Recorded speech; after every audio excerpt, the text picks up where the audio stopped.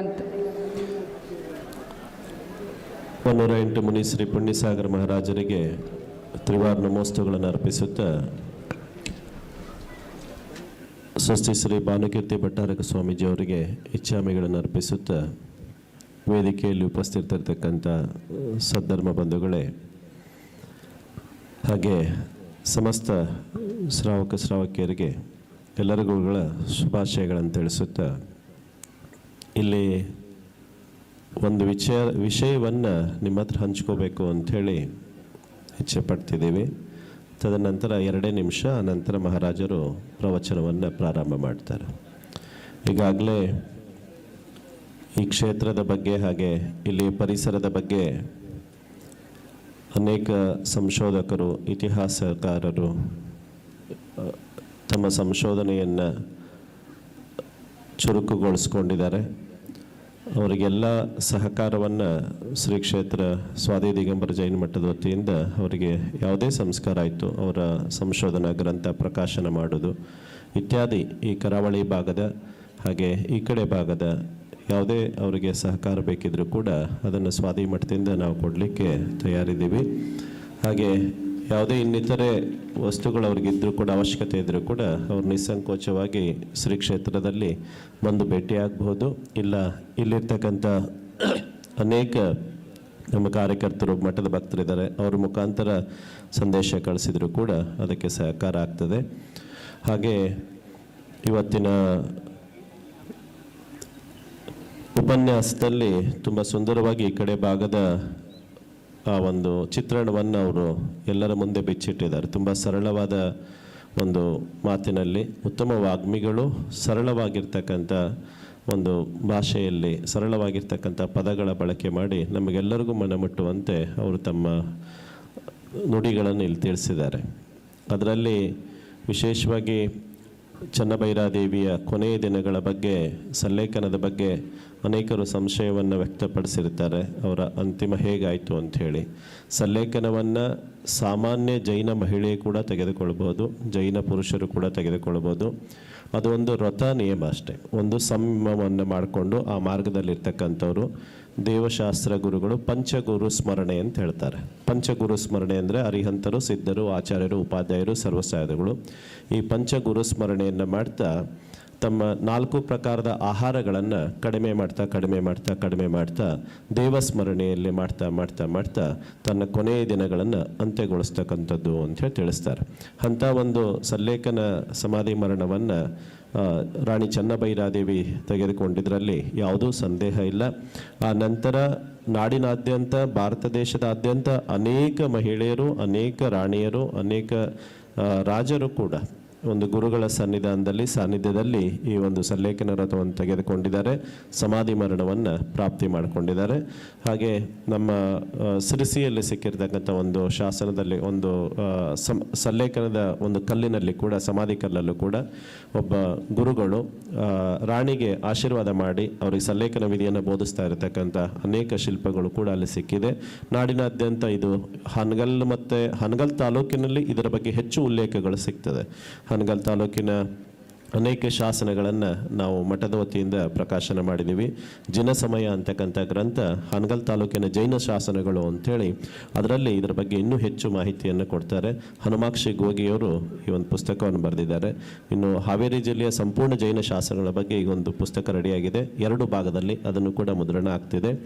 ಈಗಾಗಲೇ ಉತ್ತರ ಕನ್ನಡ ಜಿಲ್ಲೆಯಲ್ಲಿ ಇರ್ತಕ್ಕಂಥ ಎಲ್ಲ ಬಸದಿಗಳ ಪರಿಚಯ ಅಂಥೇಳಿ ಒಂದು ಪುಸ್ತಕವನ್ನು ಈಗಾಗಲೇ ಮಾಡಿದ್ದೀವಿ. ಅದರಲ್ಲೂ ಕೂಡ ಅವರಿಗೆ ಬೇಕಾಗತಕ್ಕಂಥ ಕೆಲವೊಂದು ಅಂಶಗಳಲ್ಲಿ ಸಿಗ್ಬೋದು.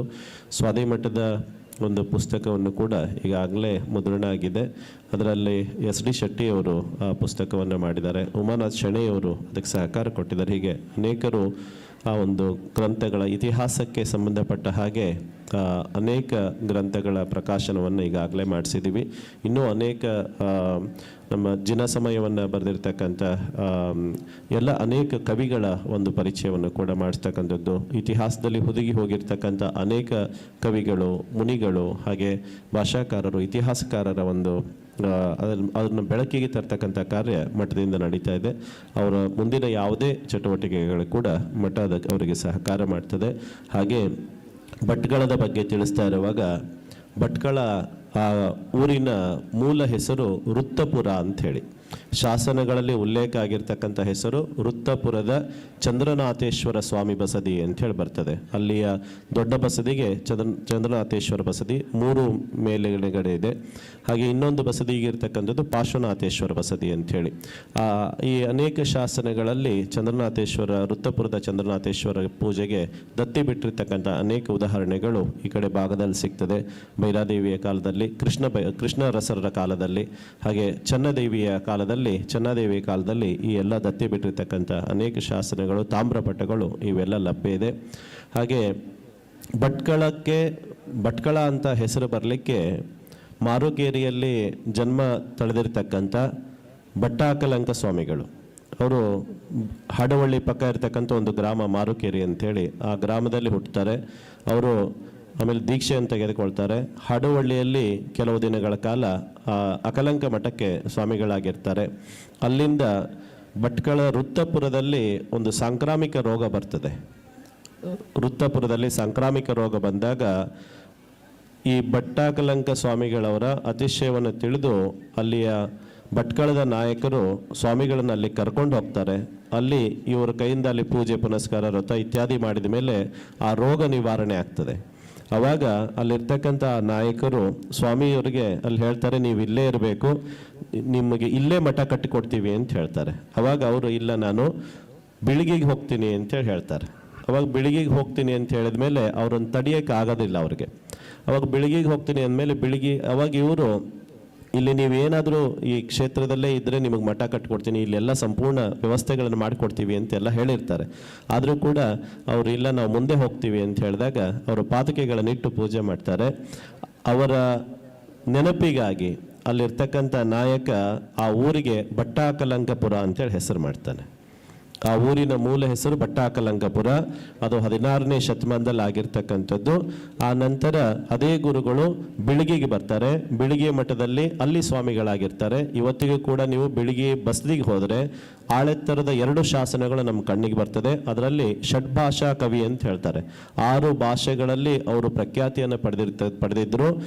ಅದೇ ಭಟ್ಟಾಕಲಂಕರು ಸಂಸ್ಕೃತ ಭಾಷೆಯ ವಿರುದ್ಧವಾಗಿ ಕನ್ನಡ ಭಾಷೆಗೆ ಕನ್ನಡದ ವ್ಯಾಕರಣ ಗ್ರಂಥವನ್ನು, ಕರ್ನಾಟಕ ಶಬ್ದಾನುಶಾಸನ ಅಂಥೇಳಿ ಕನ್ನಡದ ವ್ಯಾಕರಣವನ್ನು ಬರೆದರು. ಅದಕ್ಕೆ ಮತ್ತೆ ವೃತ್ತಿಯನ್ನು ಬರೆದರು, ಭಾಷಾ ಮಂಜರಿ ಮಕರಂದ ಅಂತಕ್ಕಂಥ ಗ್ರಂಥಗಳನ್ನು. ಅದರ ನಂತರ ಅವರು ಆಯುರ್ವೇದದಲ್ಲಿ ಪರಿಣಿತಿಯನ್ನು ಹೊಂದಿದ್ರು. ಅವರು ವೈದ್ಯಸಾರ, ಭಟ್ಟಾಕಲಂಕ ಸಂಹಿತೆ, ವೈದ್ಯಸಾರ ಅಂತಕ್ಕಂಥ ಗ್ರಂಥವನ್ನು ಕೂಡ ಬರೀತಾರೆ. ಆ ನಂತರ ಈಗ ನಾವೇನು 5 ದಿನಗಳ ಪಂಚಕಲ್ಯಾಣ ಕಾರ್ಯಕ್ರಮವನ್ನು ಮಾಡ್ತಿದ್ದೀವಿ, ದೇವ ಪ್ರತಿಷ್ಠೆಯನ್ನು ಹೇಗೆ ಮಾಡಬೇಕು, ತೀರ್ಥಂಕರ ಪ್ರತಿಷ್ಠೆಯನ್ನು ಹೇಗೆ ಮಾಡಬೇಕು, 5 ದಿನಗಳ ಕಾರ್ಯಕ್ರಮ ಹೇಗೆ ಮಾಡಬೇಕು ಅಂತಕ್ಕಂಥದ್ದು ತಿಳಿಸ್ತಾರೆ. ಈಗೇನು ನಾವು ಇದು 5 ದಿನಗಳ ಕಾಲ ಪಂಚಕಲ್ಯಾಣ ಮಾಡ್ತಿದ್ದೀವಿ, ಪಂಚಕಲ್ಯಾಣ ಪ್ರತಿಷ್ಠೆ, ಇದು ಲಘು ಪಂಚಕಲ್ಯಾಣ ಪ್ರತಿಷ್ಠೆ. ಅಲ್ಲಿ ತಿಳಿಸಿರ್ತಕ್ಕಂಥದ್ದು 11 ದಿನದ್ದು ಮಧ್ಯಮ ಪ್ರತಿಷ್ಠೆ ಅಂತ ಹೇಳ್ತಾರೆ.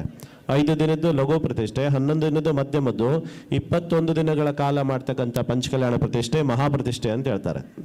ಇಷ್ಟು ದಿನಗಳ ಈ 3 ಪ್ರತಿಷ್ಠೆಗಳ ಬಗ್ಗೆ ಅಲ್ಲಿ ತುಂಬ ಚೆನ್ನಾಗಿ ವಿಶೇಷವನ್ನು ಕೊಡ್ತಾರೆ. ಅದಕ್ಕೆ ಆ ಗ್ರಂಥಕ್ಕೆ ಹೆಸರು ಪ್ರತಿಷ್ಠಾ ಕಲ್ಪ ಅಂತೇಳಿ. ಆ ಗ್ರಂಥವನ್ನು ಕೂಡ ಅವರೇ ಬರೆದಿದ್ದಾರೆ. ಆ ನಂತರ ಬಿಳಿಗಿಯಿಂದ ಅವರು ಸೋಂದಾ ಮಠಕ್ಕೆ ಬರ್ತಾರೆ. ಸೋಂದ್ರಾ ಮಠಕ್ಕೆ ಬಂದು ಸೋಂದೆಯಲ್ಲಿ ಅವರ ಸಮಾಧಿ ಸ್ಥಳ ಇದೆ. ಕಲ್ಗುಡಿ ಬೇಣದಲ್ಲಿ, ನಮ್ಮ ಮಠದಿಂದ 1 ಕಿಲೋಮೀಟರ್ ದೂರದಲ್ಲಿ ಕಲ್ಗುಡಿ ಬೇಣ ಅಂತಿದೆ. ಆ ಕಲ್ಗುಡಿ ಬೇಣದಲ್ಲಿ ಕನ್ನಡ ಭಾಷೆಗೆ ವ್ಯಾಕರಣ ಗ್ರಂಥವನ್ನು ಬರೆದಿರ್ತಕ್ಕಂಥ ಭಟ್ಟಾಕಲಂಕ ದೇವರ ಸಮಾಧಿ ಸ್ಥಾನ ಸೋಂದಾ ಕ್ಷೇತ್ರದಲ್ಲಿದೆ.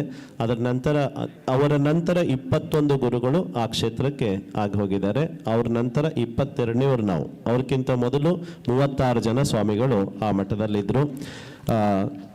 ನಮಗೆಲ್ಲರಿಗೂ ಹೆಮ್ಮೆ ಆಗಬೇಕು. ಯಾಕೆ ಅಂತ ಹೇಳಿದ್ರೆ ಕನ್ನಡ ಭಾಷೆಗೆ ವ್ಯಾಕರಣ ಗ್ರಂಥ ಕೊಟ್ಟಿರ್ತಕ್ಕಂಥವ್ರು, ಆಮೇಲೆ ಆಯುರ್ವೇದ ಗ್ರಂಥ ವೈದ್ಯಸಾರವನ್ನು ಬರೆದಿರ್ತಕ್ಕಂಥವ್ರು, ಹಾಗೆ ಪಂಚಕಲ್ಯಾಣ ಪ್ರತಿಷ್ಠೆ ಮಾಡಲಿಕ್ಕೆ ಪ್ರತಿಷ್ಠಾಕಲ್ಪವನ್ನು ಬರೆದಿರ್ತಕ್ಕಂಥವ್ರು. ಯಾರಾದರೂ ಶ್ರಾವಕರು ವ್ರತ ನಿಯಮಗಳನ್ನು ಆಚರಣೆ ಮಾಡಿದ್ರೆ ಏನಾದರೂ ವ್ಯತ್ಯಾಸ ಆದರೆ ಅದಕ್ಕೆ ಪ್ರಾಯಶ್ಚಿತ್ತ ಏನು ತೆಗೆದುಕೊಳ್ಬೇಕು ಅಂತ ಹೇಳಿ ತಿಳಿಸಿ ಪ್ರಾಯಶ್ಚಿತ್ತ ಗ್ರಂಥ ಅಂತೇಳಿ ಅದನ್ನು ಬರೆದಿದ್ದಾರೆ. ಅವರು ಕೈಯಾಡದೇ ಇರತಕ್ಕಂಥ ಯಾವುದೇ ಕ್ಷೇತ್ರಗಳಿಲ್ಲ, ಎಲ್ಲ ಕ್ಷೇತ್ರಗಳಲ್ಲೂ ಅವರು ಪರಿಣಿತಿಯನ್ನು ಹೊಂದಿದ್ರು. ಅಂಥ ಭಟ್ಟಾಕಲಂಕ ದೇವರು ಅವರ ಒಂದು ಸಮಾಧಿ ಸ್ಥಾನ ಶ್ರೀ ಕ್ಷೇತ್ರ ಸೋಂದಾದಲ್ಲಿದೆ. ಅಲ್ಲಿಗೆ ಬಂದಾಗ ನೀವು ಅದನ್ನು ದರ್ಶನ ಮಾಡ್ಬೋದು. ಇದರ ಪರವಾಗಿ ಕೂಡ ಅವರು ಮುಂದಿನ ಯಾವುದಾದ್ರೂ ಹಂತದಲ್ಲಿ ಸಂಶೋಧಕರು ಇದು ಉತ್ತಮ ಒಂದು ಮಾಹಿತಿ ಆಗ್ತದೆ ಅಂತ ತಿಳ್ಕೊಂಡು ಈ ಮಾಹಿತಿಯನ್ನು ಇಲ್ಲಿ ಹಂಚಿಕೊಳ್ಳಲಿಕ್ಕೆ ನಾವು ಮೈಕನ್ನು ತೆಗೆದುಕೊಂಡ್ವಿ. ಈಗ ಪುನಃ ನಮ್ಮ ಗುರುಗಳಾಗಿರ್ತಕ್ಕಂಥ 108 ಮುನೀಶ್ರೀ ಪುಣ್ಯಸಾಗರ ಮಹಾರಾಜರ ಪಾವನ ಚರಣ ಕಮಲಗಳಲ್ಲಿ ವಿನಂತಿ ಪ್ರಾರ್ಥನೆಯನ್ನು ಮಾಡ್ಕೋತೀವಿ. ತಾವು ತಮ್ಮ ಸುಧಾಮೃತವನ್ನು ನಮಗೆಲ್ಲರಿಗೂ ಉಣಬಡಿಸಬೇಕು ಅಂಥೇಳಿ ಪ್ರಾರ್ಥಿಸ್ತೀವಿ. ನಮೋಸ್ತು ಮಹಾರಾಜಿ, ನಮೋಸ್ತು ಮಹಾರಾಜಿ, ನಮೋಸ್ತು ಮಹಾರಾಜ್.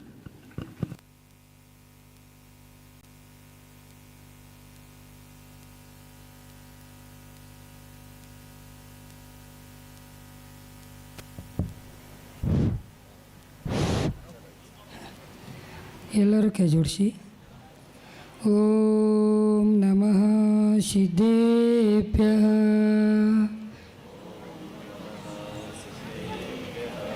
ಓಂ ನಮಃ ಸಿದ್ಧೇಭ್ಯಃ